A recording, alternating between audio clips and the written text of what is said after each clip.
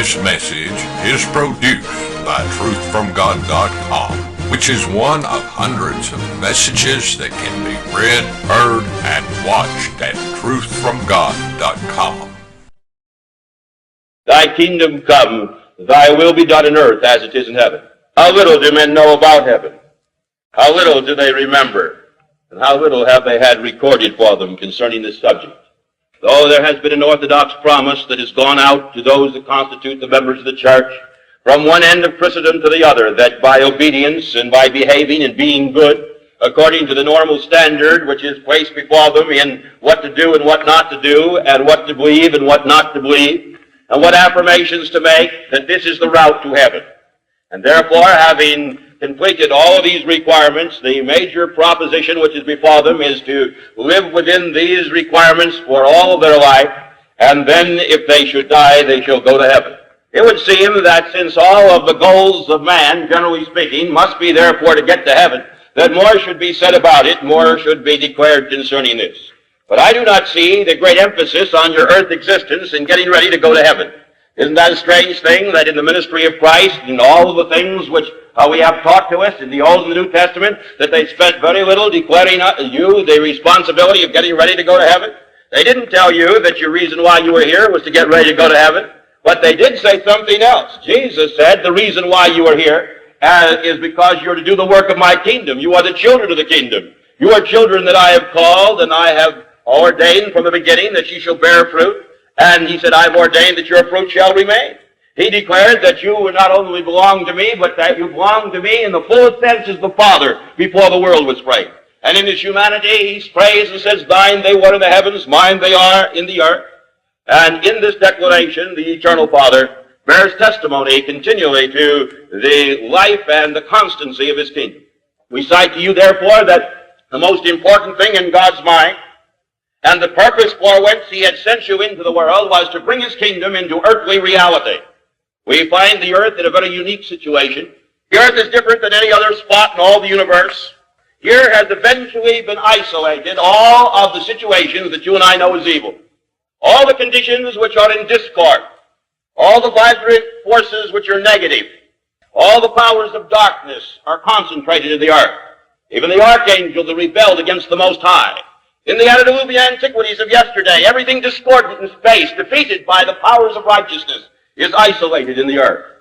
And now we find that God's most precious treasure, the treasure which he said is hid in the field, in which in his own parables he identifies with you because he said the field is the world. And hidden within it is his most precious treasure. What is this?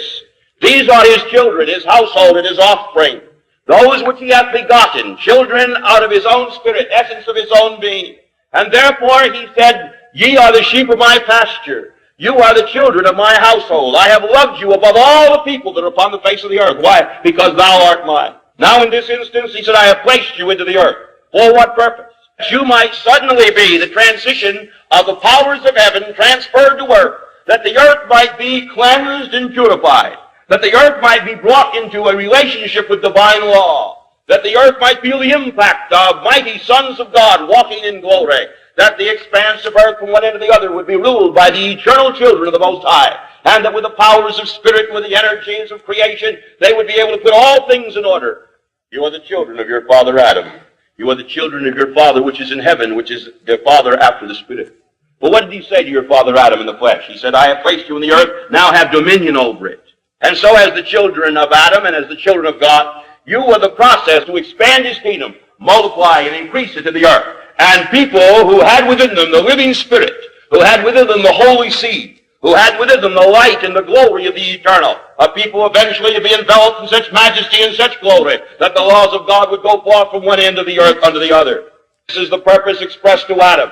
These are the truths and the teachings which were given to the patriarchs. This is the knowledge which Moses received as he communed with God, and for this cause was the law given to this generation of people, that they would produce this kingdom according to divine law, and that the secret of that law would fluctuate out from their society to peoples round about, because they were enforcing it and upholding it. This were people that were to accomplish this task, and because God had ordained this, he had willed it from the beginning. He knew the whole purpose and the whole course of these human events. Even such situations as you behold in the atonement, For God himself visited you at his own due time to bring about a consummate atonement, a deliverance of his people, an empowering of the glory which they were to possess and which they had surrendered and which God had promised even before they arrived that he would give them back again in the hours of tomorrow. So it is that you have arrived in the earth yourselves by the process of birth. The same procedure with which God arrived in earth was by birth during the hours of his visitation. We look backward to the hour when God was born in earth as a man and the fullness of God dwelt in him bodily. In the days of the patriarchs, they look forward to the time when God would be born in the earth. A virgin would conceive and bear a son, and they would call his name Emmanuel, God dwelling with them.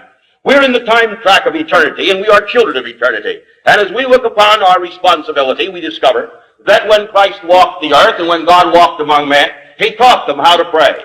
He said, when you pray, pray in this manner. It was not necessary that it be a repetitious prayer, but these are the substances of what constitutes a full prayer. And so in that prayer, it was a rounded prayer, a prayer that covered all the major aspects of the existence of the children of his kingdom. And then when he taught them to pray, he said, now this is what you are to pray. You are to pray, thy will be done in earth as it is in heaven. This prayer, therefore, gave also a clue that when Christ referred to heaven, preeminently its responsibility as far as the children of his kingdom were concerned, were to build a heavenly order in the earth and to make the earth like the dimension of heaven and the conditions of the heavens. It was to be an ideal place. It was to live under the processes of divine law. It was to be governed by the great vibrant law which holds the whole universe together, by which everything has its constituency. Says, why is it that this law, the great law of life and the law of God's kingdom, is not always comprehended? Well, there are problems that arise. People are so busy in their physical house that they dwell in this body in which your spiritual being is tabernacling in the earth. We are so busy with all the affairs that satisfy and keep this body happy. We're so busy in the accumulation of all the things that we have learned how to make and all the things we've learned how to do since we've arrived in the earth that sometimes these things become more significantly important to us than our mission. And when we have again caught the great value of the mission for whence we have arrived, and realize that the environment that we dwell in is of our own making. Oh, you may say the powers of darkness are so great that we can't always make the environment the way we'd like it. If we would, we'd have different people in power in Washington and different people in power throughout the world. Well, let me tell you that the generations of your household, by either their indifference or their inactivity, have permitted the enemy to accomplish many of the things in your environment that you don't like. And if you want to change the environment, you must live with now and not tomorrow. There are great secrets to divine law, and one of the most present secrets is the eternal realization that life is eternal and that you are children of eternal life. Therefore, you don't wait for tomorrow for something that needs to be done. You start doing it today with the full vision of tomorrow, for thus the universe has been put together and thus its courses have been altered. For your Father, who is before all things and by whom all things consist, has been making throughout all time tomorrow, setting them in order and releasing the spiritual forces, the energies, the vibrations, and the light of life. The most important thing you can do today is believe, because it becomes the beginning of all development and all achievement. And unless you believe, and unless you have an activating quality in you called faith, you will never turn your attention Godward. The deep inside of each one of you is a being, even in this organic house we dwell in, are nascent electrons piled layer on layer of all the human experience you've had. And strangely, all the experience that's been in the background of your forefathers and your ancestors are there, or they are stored in nascent electrons that were even inherited by the child in the chromatin of the genes that related to his memory. Strange enough, there is the essence of energy passed from child to child, and that's why this household of God on the earth is a holy seed. And it's most important that you understand it's a holy seed. And preserve this holy seed, lest it be mongrelized or polluted, lose the wavelength of its picture and give a distressed pattern. Let me assure you that in the hour in which you live, God Almighty has a great and mighty purpose, and this purpose is in you. This purpose is through you. God plans nothing in the earth except through his children, through his household, and through the Christ in you that is your hope of glory. Let me assure you that it is most significant for us to understand that all the universe is held together by him. In fact, today, as we look out over the course of our time, and we see how people are ensouled in turmoil, you know the thing that worries people most? Suppose I ask you right now, what are people most worried about? You know what people are most worried about?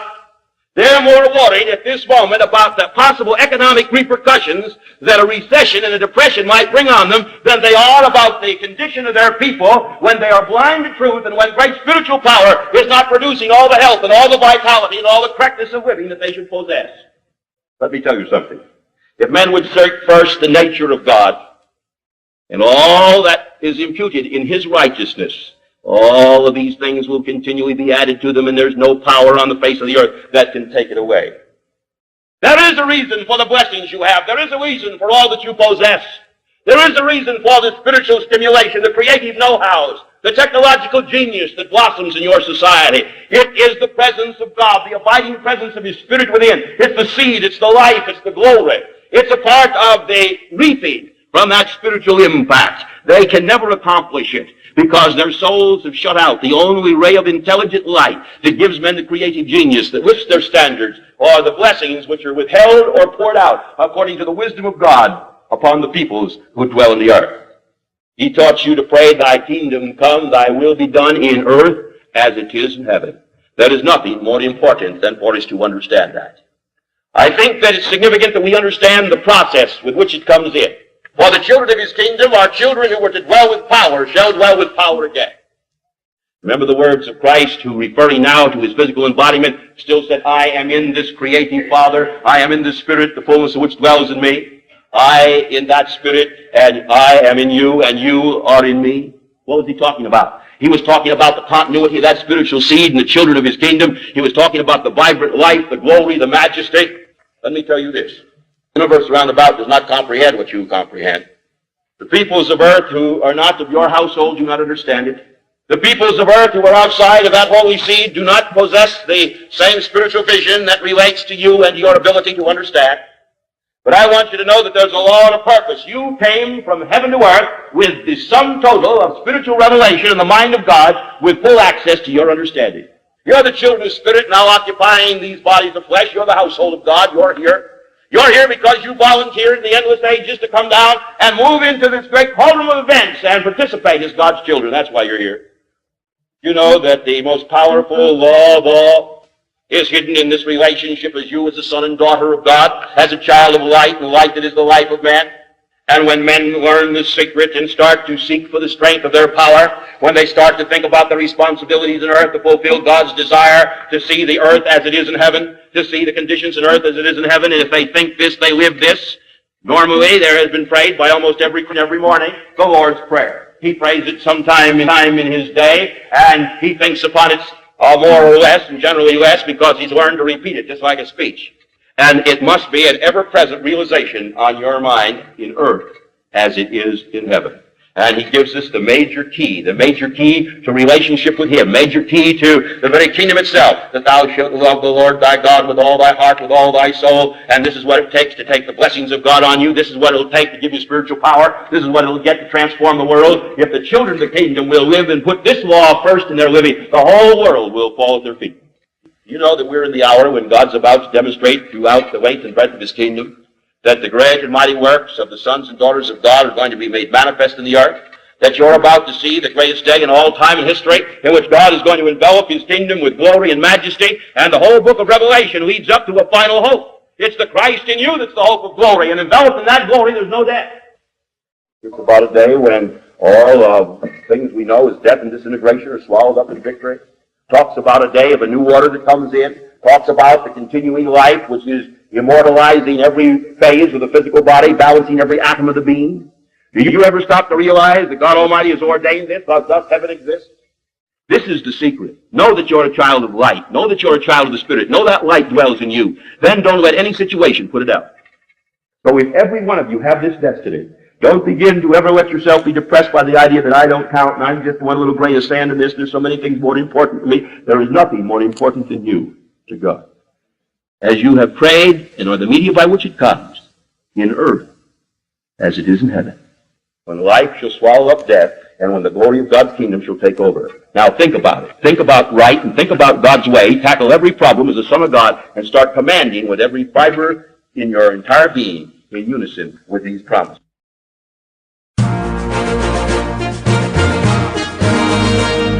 This message is produced by truthfromgod.com, which is one of hundreds of messages that can be read, heard, and watched at truthfromgod.com.